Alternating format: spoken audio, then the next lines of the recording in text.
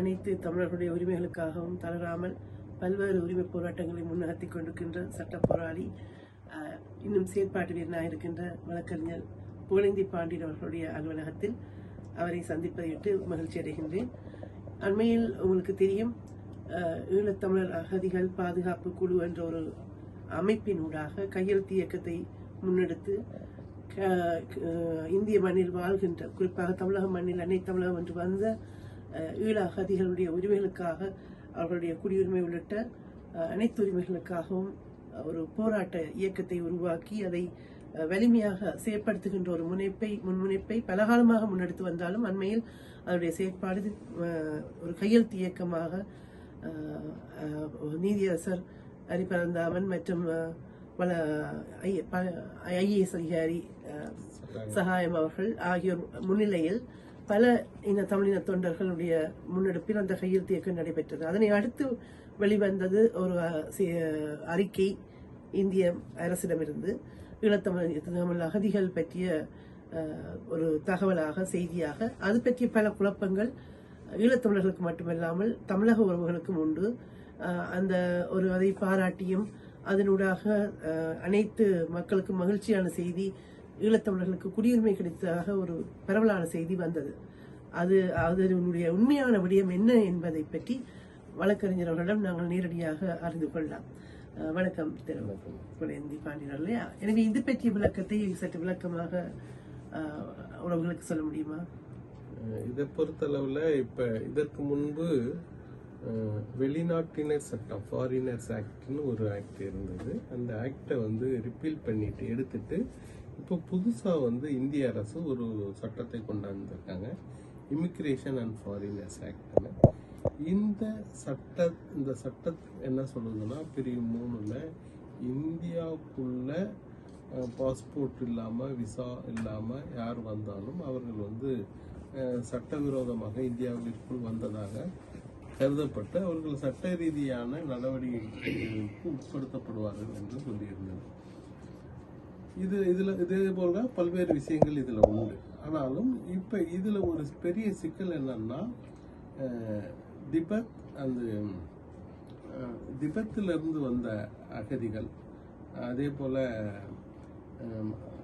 அண்டை நாடுகள்ல இருந்து வந்தவர்கள், இவர்களை பற்றி ஒரு தெளிவு இல்லாததுனால இப்ப திபெத் அகதிகளை நீங்க பூட்டான் அகதிகளை எப்படி பார்ப்பீங்க அப்படின்ற அந்த ஒரு கோணத்துல அரசுக்கு ஒரு நெருக்கடி கொடுத்ததுனால அரசு என்ன செய்கிறது என்றால் அதுல ஒரு திருத்தத்தை கொண்டு வருது.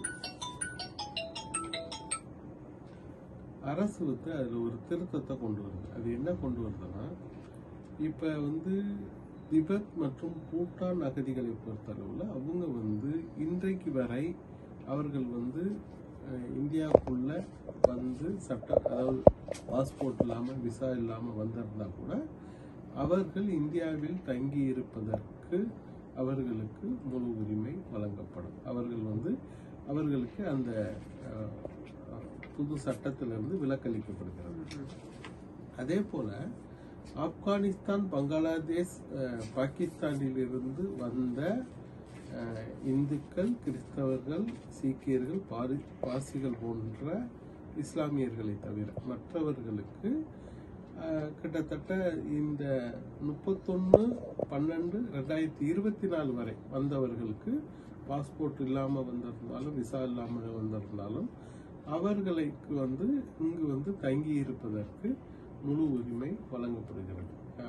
அவர்கள் மீது சட்டப்படி எந்த நடவடிக்கையும் பாயாது. அதே போல அதுல ஒரு 3ஆவதாக ஒரு பிரிவை கொண்டு வராங்க. அது இலங்கையில் இருந்து இங்கு தங்கி இருக்கக்கூடிய ஈழத்தமிழர்களுக்கு, அதாவது 2015 ஜனவரி 9க்கு முன்பு வந்திருக்கணும்.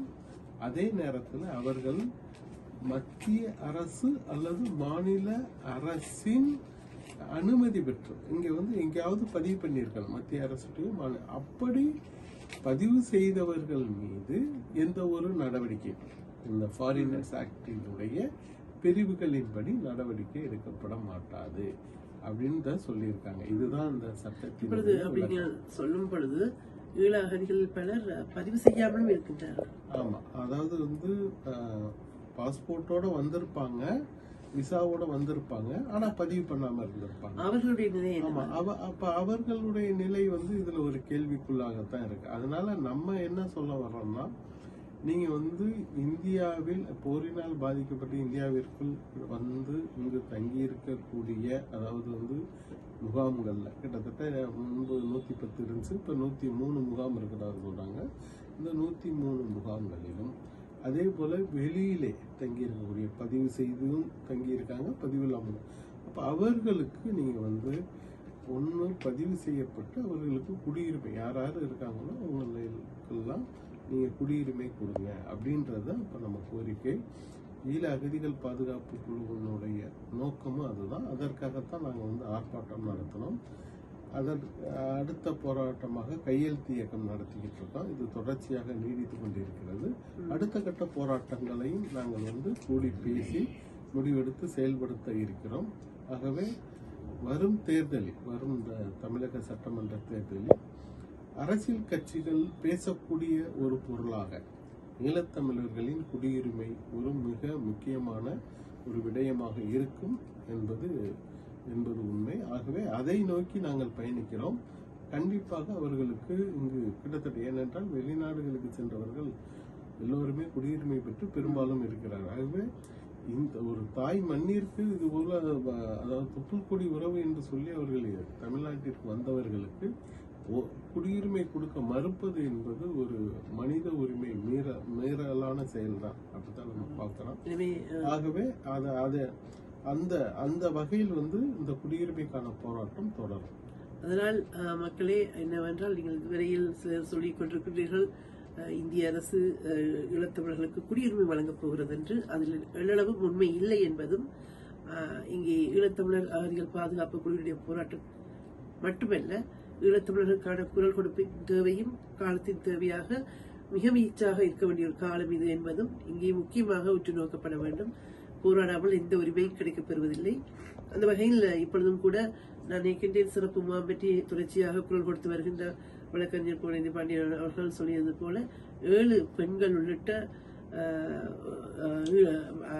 அகதிகள் சிறப்பு முகாம் என்ற சித்திரவதை முகாமில் திருச்சியில் அடைக்கப்பட்டிருக்கின்றார்கள்.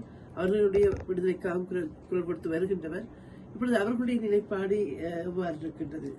அதாவது இதுல வந்து அவர்களை திருச்சி முகாமில் அடைக்கிறதற்கான முழு அதிகாரத்தையும் வந்து மத்திய அரசுக்கு இருக்கு, மாநில அரசுக்கு இருக்கு. ஆனா இன்னைக்கு வந்து சிறப்பு முகாமில் இருப்பவர்கள் எல்லாமே மாநில அரசின் உத்தரவின் அடிப்படையில் அடைத்து வைக்கப்பட்டவர்கள் தான். அதனால பெண்கள் கூட கிட்டத்தட்ட 7 பேர் இருக்கிறார்கள் என்றால் மிகவும் வந்து வருந்தத்தக்க செய்தி.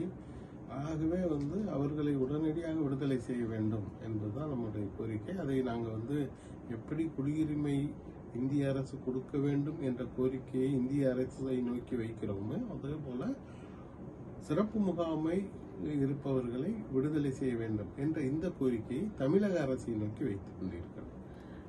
தொடர்ச்சியாக தமிழ் மக்களுடைய உரிமை போராட்டங்கள், அது தமிழக மக்களாக இருக்கட்டும், ஈழத்தமிழர்களாக இருக்கட்டும், ஒடுக்கப்பட்ட மக்களாக இருக்கட்டும், அவர்களுக்காக ஒரு சட்டவாளராக இருந்து கொண்டு சட்ட போராளியாக இருந்து செய்யப்பட்டு குரல் கொடுத்து வருகின்ற வழக்கறிஞர் கோனேந்தி பாண்டியன் அவர்களுடைய விளக்கங்களூடாக நீங்கள் அறிந்திருப்பீர்கள், உண்மையில் ஈழத்தமிழர்களுடைய நிலைமை அகதிகளாக இந்த மண்ணில் எந்த நிலையில் இருக்கின்றது. இன்னும் அதற்கான போராட்டங்கள் தேவைப்படுகின்றது.